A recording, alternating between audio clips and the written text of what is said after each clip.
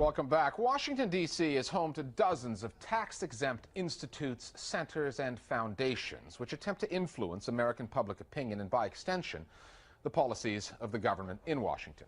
The Middle East Media Research Institute, or MEMRI, is one of those organizations, and chances are you may have seen some of its work.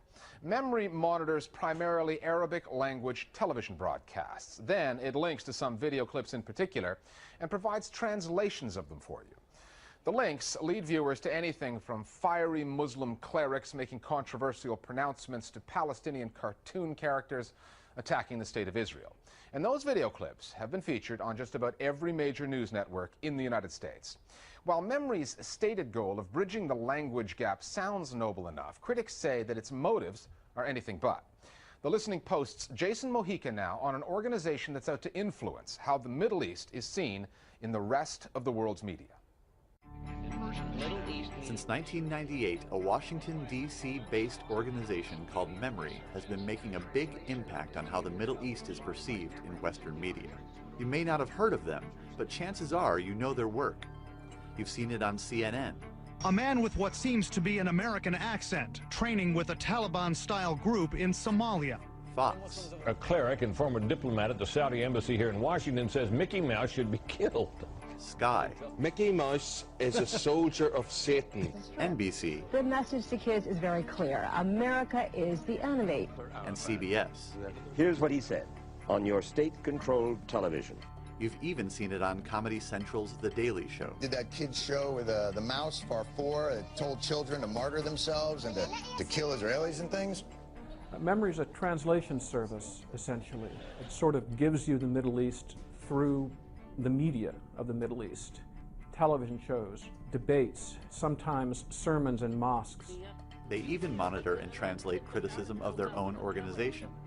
جاء موقع MEMRI.net هذا موقع يهودي يقوم عليه ضابط موساد يرصد ما يقول حتى برنامج البينة هذا تبعك هذا برنامج مرصود وتؤخذ منه مقاطع تعرض. Well, MEMRI is an organization that was established supposedly to bridge the gap of language between the Arab world and other countries and the West. If that's what it is, then this is a great service, but it's not, because in fact it's really involved in selective process. In my opinion, it should be, the name should be changed to selective memory. هؤلاء يعانوا من حالة نفسية مضطربة لأنهم هم سارقون هم معتدون. It cherry picks items from the Muslim and Arab world designed to make Muslims and Arabs look inherently violent and irrational. So they have every right to do this kind of thing, but I don't think anybody should be fooled that MEMRI is anything but what it is. It's really a propaganda machine for the most extreme wing of the Israeli political spectrum. MEMRI's co-founder and president, Colonel Yigal Carmon, spent more than 20 years in Israeli intelligence. We only know this because when MEMRI's website launched in the late 90s, Carmon's military intelligence credentials were a prominent part of his bio. They've since been scrubbed from the site, along with the statement that MEMRI's research emphasizes the continuing relevance of Zionism to the Jewish people and to the state of Israel. I know the founder and leader of MEMRI pretty well, Yigal Carmon. He's a very humane man, an erudite man, a cultured man, who knows a lot about the Middle East and cares a lot about the Middle East. He wants to bring the Middle East to light. He wants to let others in the world know what's going on, what's being said, what's being aired.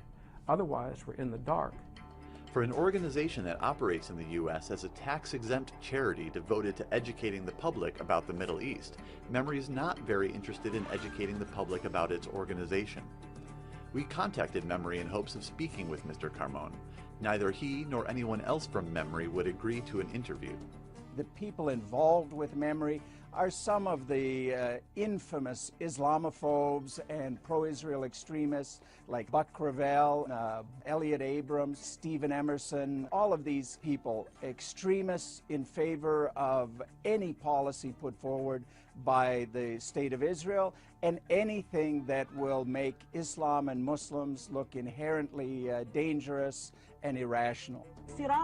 Although MEMRI occasionally posts video that highlights moderate voices and political reformers, these don't garner as much attention from mainstream media as the more colorful clips.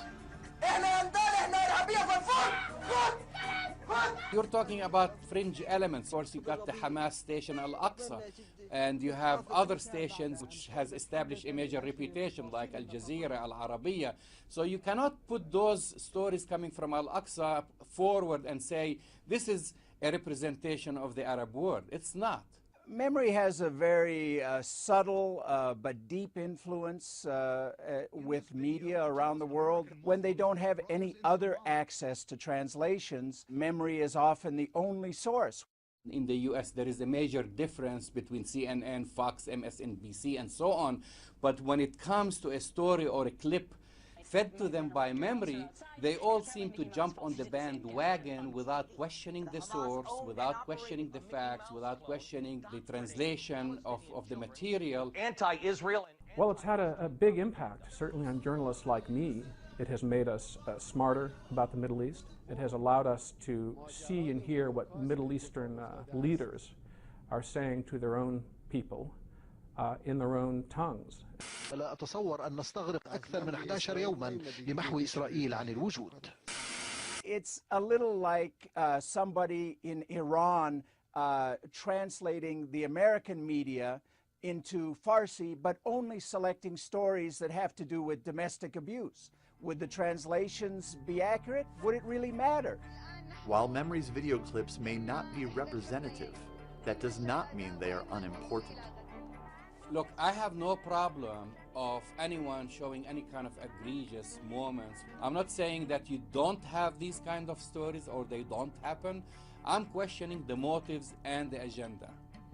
We can't be sure what MEMRI's motives are, but given the fact that they have a member of staff devoted to liaising with the American government, it's clear that their agenda includes becoming a go-to source for Washington officials on the rhetoric of the Middle East, so long as their definition of Middle East doesn't include Israel.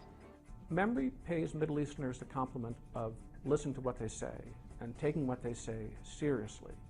I'll often hear from Westerners, well, you know, the Arabs, the Iranians, and others in the Middle East, they're hot-headed, they're overheated, they're emotional, they're hyperbolic. You know, you really shouldn't listen to what they say. And this is a very condescending attitude, I think. We can criticize MEMRI, but until somebody comes up with an alternative that offers a balanced and accurate portrayal of the Muslim world, you know, people are going to be stuck with MEMRI.